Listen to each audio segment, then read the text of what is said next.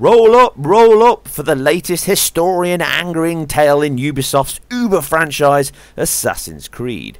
Yes, Syndicate is now available for PC players a little bit later than console players, but linked with Nvidia, it sports some additions over the PS4 and Xbox One releases. To learn more about that and the game itself, please check out my in-depth analysis which covers the versions and how they differ, perform and the game overall. Here I will concentrate on the PC improvements and performance across both my mid-range PC powered by AMD and my high-end Intel Nvidia rig, and how they sit against the console and, more importantly, each other. The single biggest change from console is the resolution options, with both consoles locked in at a 1600 by 900p resolution. Paired with a post-processing anti-aliasing, the game can suffer from a soft look at times and shimmer pixel crawl on thin and distant objects, a constant in the vast London playground you are exposed to. Here on both machines, a native 1080 is chosen and certainly sharpens up both geometry and textures alike, but paired with a similar but not the same FXAA pass, it still suffers from the same issues, just to a lesser degree.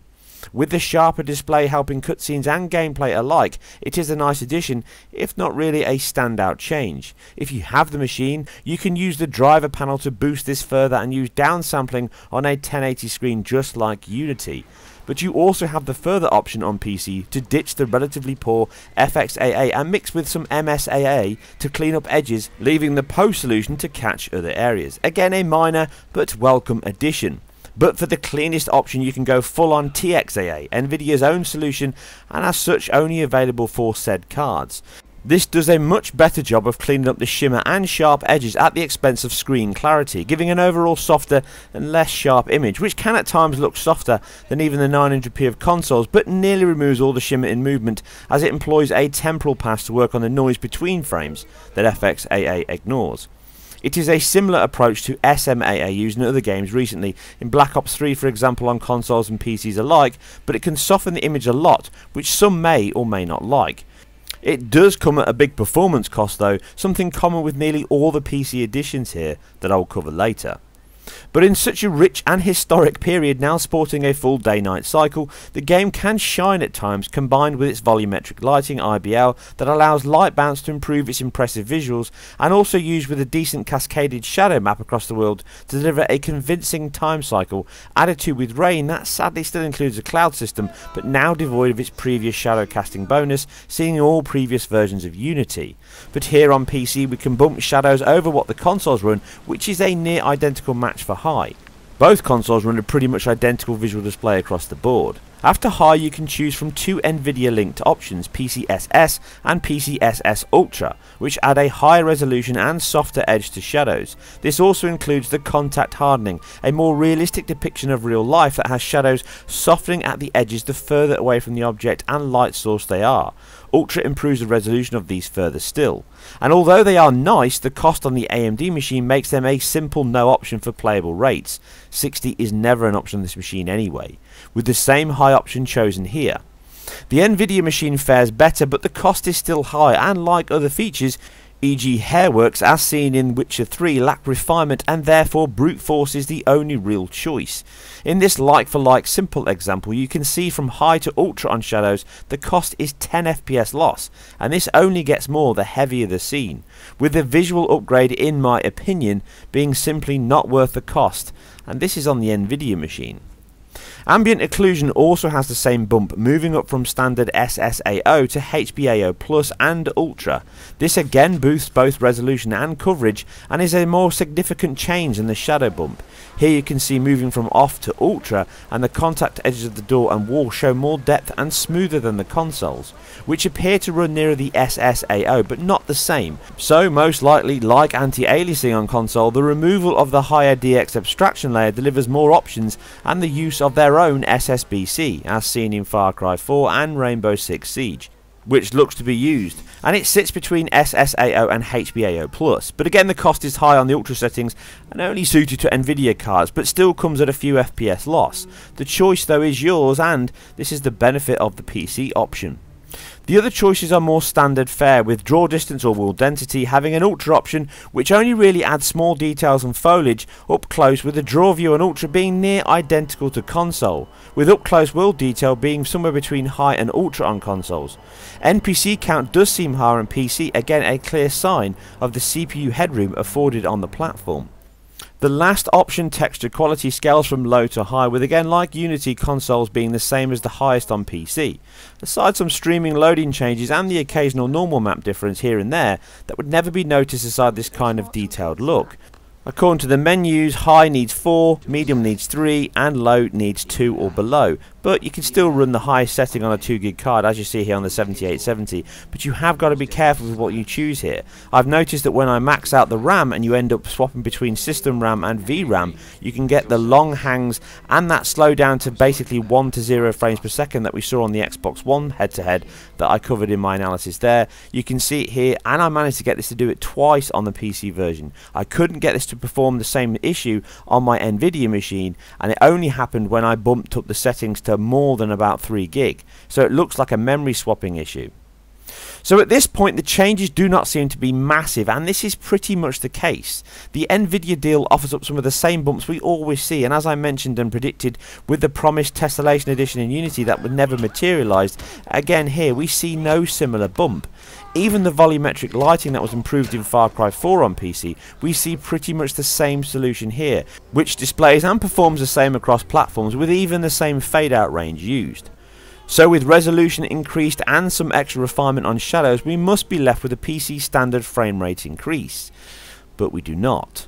And sadly, with even the delay, the PC release feels about as refined as the console release. And all these tests have been run with the Nvidia Game Ready driver, along with the AMD Crimson driver.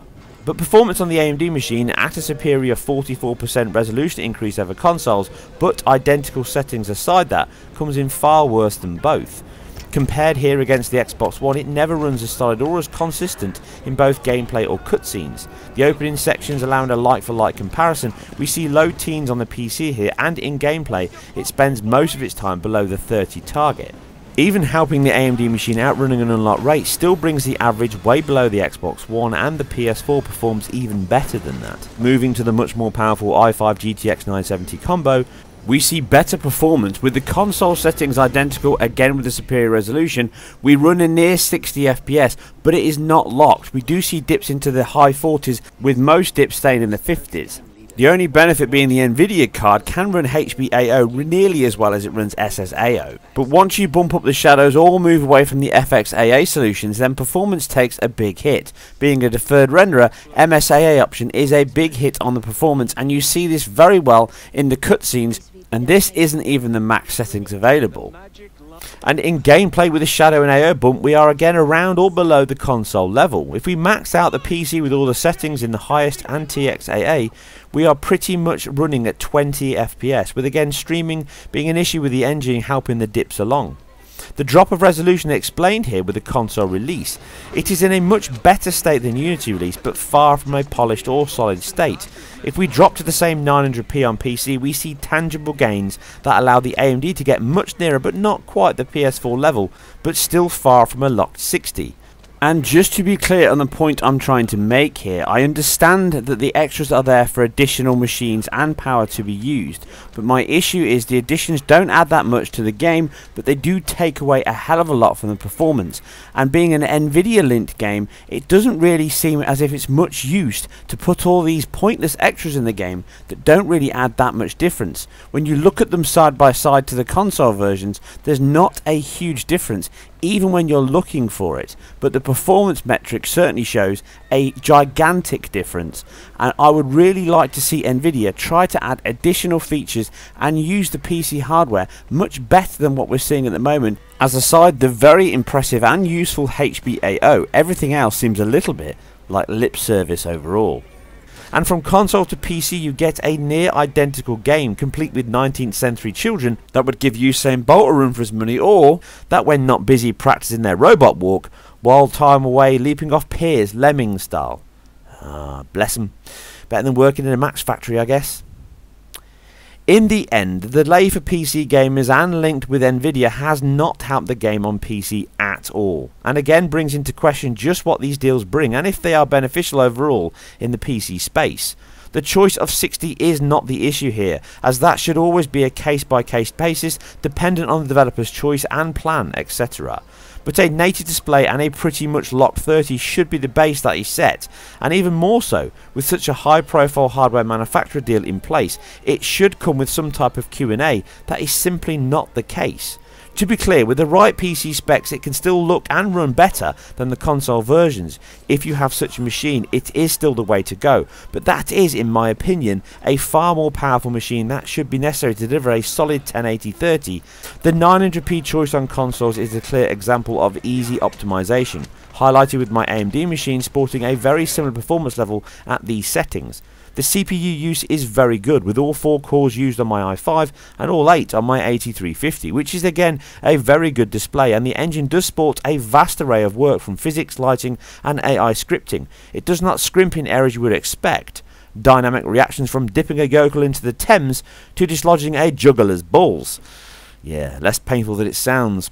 It still impresses with a superb toolset and lighting engine that captures global illumination throughout the world, making for a beautiful display and one of the best PBR material shaders and asset creation in games at the moment, let alone open world ones. But it still feels rough and less refined than it should, being more solid than previous releases and a little pared back in presentation and assets, but still very impressive.